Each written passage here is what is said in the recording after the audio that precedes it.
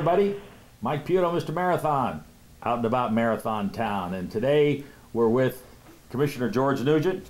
Oh, Michael. 2, Monroe County Board of County Commissioners, and you're on your 13th year now. 13 years. Time flies when you're having fun. It's been quite educational, quite informative. As you well know, Mike, having been a former county commissioner and mayor of Monroe County, you get to know a whole lot about 120 miles of US 1 highway and all the off-roads that exist. And it's been a good run, a lot of fun. Well, and again, you mentioned it's a lot of traveling up and down this road, especially when you talk about 120 miles and then all the way out to Ocean Reef. That's huge.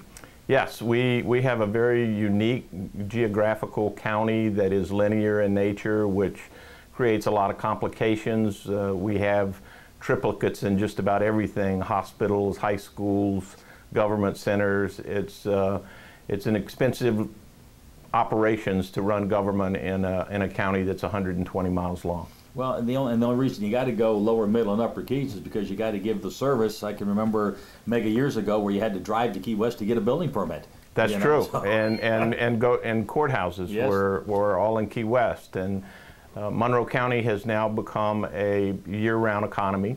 It's grown in sophistication from where it was even when I first got here 26 years ago. And it's a wonderful place to live, as you well know. And I came here from New Orleans and just fell in love with paradise immediately and sailed here from New Orleans. And that's my story of 25 years ago on a weekend coming down for vacation. Oh, and I never left. It's a nice story. Now, I know that you've been involved a lot with the National Marine Sanctuary and a lot of things going on with TDC and everything in Monroe County. What are some of the things that say that you're really proud of your accomplishments? Well, I think, as you point out, being involved with the evolution of the National Marine Sanctuary, which was quite contentious when it came about, to yes. say the least. However, I was a supporter of the sanctuary from the beginning. I think it's something that provides a little extra protection for the unique reef that we have, the water quality. Some things that it has not accomplished that we would have liked to see. Number one, federal monies coming down to help assist our residents in implementing wastewater infrastructure. But there's been a lot of accomplishments. And of course, the thing that draws most of the people that live here is the water, the sunshine, and the people. And one of the things that I am most proud about as Marathon evolved from unincorporated Monroe County to the city that it is now is that being involved with the Marathon Economic Development Council, of which you were a member, we lobbied the then Board of County Commissioners to buy Pat & Kelly's Marina, which is on Bouquet Harbor, and also with unincorporated Monroe County, we bought that land, which was one of the only quick takes through eminent domain to get that property because we needed recreation for the city of Marathon, which became the city of Marathon.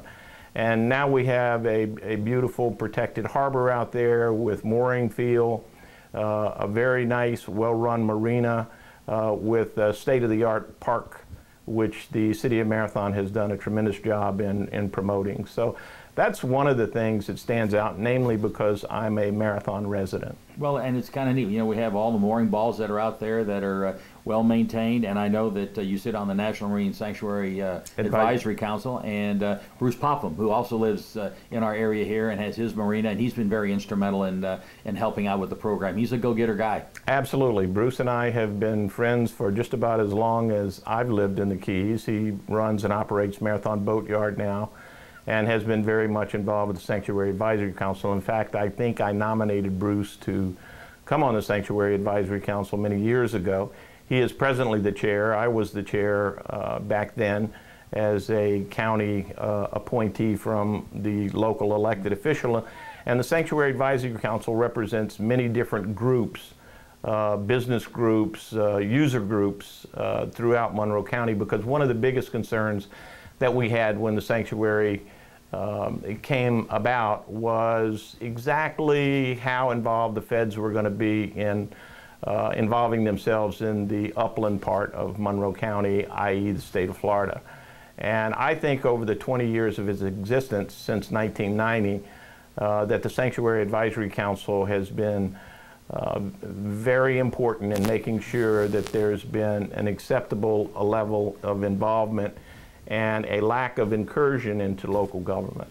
Well, and I know that there's, the county is definitely staying busy, without a doubt, and you play an intricate role on the county commission, and I know that there are some other things that are popping up, of course, with TDC and the funding and a lot of things and bricks and mortar and that kind of stuff. And what does it look like that's on the horizon for that type of stuff? Well, let me just take you back in time just a bit, because when I got here 25 years ago, Monroe County, specifically Marathon, was a very different place. We did not have a tourist development council. It came about through the efforts of Mickey Feiner and local government. And the evolution of the generation of those dollars, which now represents a $30 million budget for the Tourist Development Council. And as you remember, and as a former small business owner of 2 restaurants in Marathon, I remember that from September to December, you could sleep in US 1. And we went from a part-time economy to a full-time economy. And that evolutionary process included the incorporation movement of Islamorada and the city of Marathon. We have 5 municipalities within, and we are working much better together. I like to say because I'm on the county commission and have been, but when you look at where we were and where we are today, the accomplishments are many. From Key West to Ocean Reef, we're presently finalizing and implementing a $1 billion mandate. It's ordinance, or Florida Statute 99-395, which says that you will treat your wastewater to advance wastewater levels of treatment. We've been doing that for the last 15 years or so, starting off with Little Venice as a pilot project. And the accomplishments and from where we were then to where we are now, I think, is just tremendous. Well, there's a lot of positive things are going countywide, and definitely with the cities. Marathon is getting its wastewater taken care of, and it's stepping up to the plate. And again, the county commission is going to bat to try to do everything they can to work with the aqueduct and make sure that any funding that can come down, because remember we were promised that $100 billion, zillions and all this stuff, and now it's just sitting there. You got to appropriate and allocate and all those big words, and I think it's you're doing a lot of hard work there to try to get it down so we can have all this water getting clean, because if we got dirty water, people aren't going to come down. Well, the protection of our resources for me, Mike, is most important. And even if you're not an environmentalist or concerned about those things as much as I am, think about your property values. Without the resources that we have here and the protection of those resources, whether it be finfish, whether it be lobsters, whether it be the reef itself, the water quality, it all relates back to property values. And here we are sitting in a real estate office. And for those who don't recognize that, they need to. That it's more than just the sunshine down here. We have the highest property values in the state of Florida. We have the lowest millage rate because of that in the state of Florida. We have a lot of advantages that many of the other counties throughout this state do not have. And we need to continue to take care of those advantages, and starting off with protecting the resources. All the things that I just mentioned, including the seagrasses, as rudimentary as that is. And that all equates to the bottom line, your back pocket, and your property values in your homes. Well, this has really been a phenomenal interview, because there's a lot of information out there that the public just doesn't know or doesn't understand as of yet, and I think they need to be able to stay on top of it, because change is now coming real fast in Monroe County and all the different cities, and the people need to get involved in their government and come to the meetings and go to your county commissioner, go to your city council person and say, hey, we've got an idea. And I think that with what you've been doing, to get the cities to work together. You know, we can always have our little tussles. That's the name of the game. But being able to get them together and say, let's come to the table, let's talk, because, you know, it's not what's good for Marathon, it's what's good for the whole county, because you got to drive through Marathon, you got to get to Key West, you got to get through Islamorada. And I think it's very important, and the county government plays an integral role in this.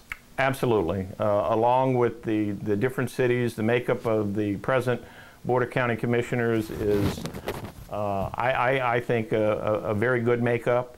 Everything that we do is discussed and very transparent.